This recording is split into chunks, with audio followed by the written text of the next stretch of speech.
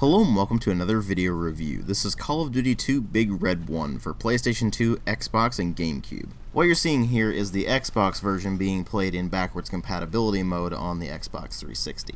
This is a first-person shooter developed by Treyarch and Grey Matter Interactive and published by Activision in November of 2005, and it's kind of interesting because it's sort of the sequel to Finest Hour, but instead of taking the same approach where it was basically just trying to translate the original Call of Duty in some degree to consoles, they decided to go a different route and really modeled this more after Band of Brothers than anything else. And by model it, I mean they even got several of the actors from Band of Brothers to do voiceovers for the game. But it wasn't just that, they did also decide to be very different from the rest of the Call of Duty series in that they decided to make the entire game about one specific unit, the 1st Infantry Division, known as the Big Red 1. This does have a very significant side effect that I'll get to more when I get to the story and gameplay parts of the review, but let's go ahead and delve into this thing and find out exactly how this different direction took the game.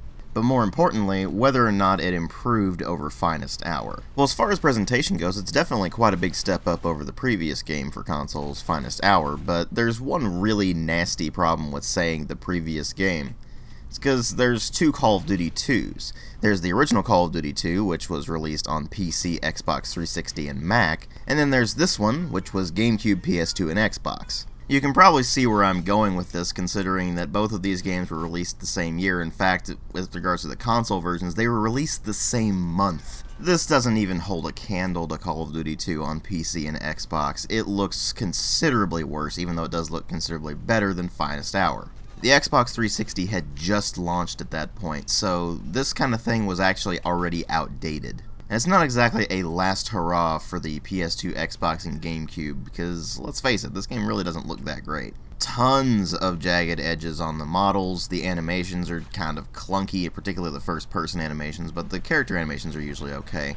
There's a lot of level of detail problems. For example, you'll look at a corpse on the ground and it will look absolutely terrible, like it was released on the PS1 generation, as opposed to the normal visuals, which are fairly average for what was at that time the current generation. But even then, it still wasn't even as good looking as the original Call of Duty on PC, and it hasn't aged remotely as well. And as an aside, the animations in first person for the weapon manipulations tend to drive me absolutely crazy because of the way they reload the SMGs and machine guns and such like that. Once again, it's that issue of anyone who knows anything about how firearms actually work will look at this stuff and go, "Ooh, that looks awful." But anyway, the visuals aren't enough to get in the way of what you're doing, so there is that, although there are instances where the game is trying to do more than it can really handle, and the frame rate just tanks. Now, I do know that some of that is from backwards compatibility mode on Xbox 360, but I have seen it in actual gameplay on the original Xbox as well. It did have some pretty significant frame rate problems at times. It was never really enough to render the game unplayable, but it was pretty annoying. And when you move past the rather lackluster performance and visuals and move on into the sound design, you find that things take a bit of a sharp turn, at least in the voice acting department. The voice acting in this game is actually great. They did a fantastic job with it, getting all these different actors to play their roles very, very well. The problem is that it feels incredibly derivative of Band of Brothers. I mean, let's face it, there was no way they were going to be able to avoid that because they decided to get a bunch of the actors who were in Band of Brothers to play their characters, so it's kind of a double-edged sword there. Though it should also be noted that when it comes to things like the battle chatter, particularly for the Germans, you're going to see a ton of asset reuse from Call of Duty 2 in particular. Moving on from the voice acting, you find that the sound effects are generally pretty wimpy, with the gun sounds being rather pathetic, and the explosions being about the only thing that sounds remotely decent. And even most of those are reused from actually the original Call of Duty, let alone Call of Duty 2. And then there's the soundtrack, which is pretty standard World War II shooter fare, which means that it's hopelessly generic and unfortunately bleeds together with just about every other World War II shooter ever. That's not to say it's bad music, it's certainly well done, it's just that if you put this side by side with just about any other World War II shooter, you would barely be able to tell a difference, if at all. All this put together means that the presentation itself ends up being pretty lackluster despite a few high points. But as disappointing as the presentation can be, what really matter here are the story and the gameplay. And the story in this is that you play as Roland Roger throughout the entire game, with the exception of one level where you play as his brother. But the idea is that you accompany the Big Red 1, as it is known, the 1st Infantry Division, through the campaign in North Africa, on through Sicily, and finally on into Omaha Beach and Germany. Which means that you do get two pretty unique locations for a World War II shooter, which are of course Italy and North Africa, because those aren't really covered all that much in most World War II shooters. But then it goes straight into normal World War II shooter fare, with of course the Omaha Beach landing being a level, because apparently we've all got to have that in every single World War II shooter ever. Words are insufficient to express just how incredibly sick I am of going through the damn Normandy beach landings over and over and over again. But anyway, the idea here is that it's more of a character-driven FPS than the other Call of Duty games, where you have these various members of the squad that you interact with more on a regular basis. And they each have their own personalities, although they do feel incredibly derivative of other World War II media, namely Band of Brothers, as I've mentioned before, which does mean that their effectiveness is pretty limited, and it's especially limited when you realize just how little the game actually cares about its characters. I mean, to give you a prime example, they spend a lot of time building up one particular character so they can kill him off later on in the game. That's not really a spoiler, a lot of people die in this game. But when you hit that point, you find that, sure, it's kind of a shocking moment because he's been with you that whole time, but you can pretty much see the death coming from a mile away, and more importantly, when it happens, it's just like, oh no, he's dead! Oh, wait, gotta keep going. It doesn't really give you time to let that kind of thing sink in, because the character deaths happen and it's like, oh no, but then immediately after that, you're pretty much always going directly into another firefight, so you don't have time to think about it. And even at the end of the level, they don't give you time to reflect on it either. It's just like, oh, nope, gotta keep moving on through the war, which does make sense. I mean, that's pretty much what the soldiers had to do. But at the same time, if you're trying to make an effective character story, it's just not gonna work as well when you have to do that, especially when you have to do it every single time one of the squad gets killed. It ends up being a lot of cheap character development only to have them killed off later on for a bit of a shocking moment, when in reality it's not really that shocking.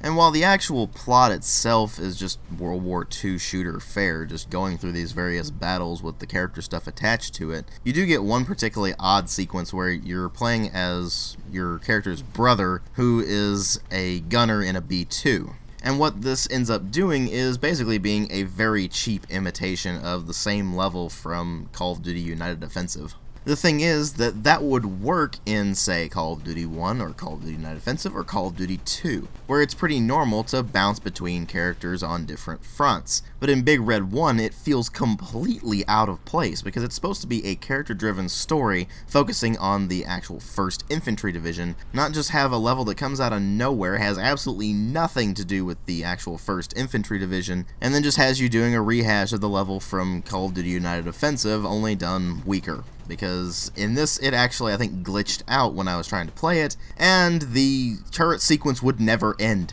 I mean, seriously, look at this. I had a crazy high kill count, and it still wasn't actually progressing the level. I think there was something wrong there. But luckily, that's the only level that feels completely out of place. All the other ones fit in pretty well and actually make sense. It's just that most of them are incredibly derivative, not just of World War II films, but other World War II shooters, like Medal of Honor or even the previous Call of Duties. You get this definite feeling of been there, done that, got the t-shirt when you're going through every single level in this game, and it ends up just kind of bleeding together with pretty much every other major World War II shooter on the market. The main difference between this and the other games, however, is the fact that there are so damn many turret sequences in this.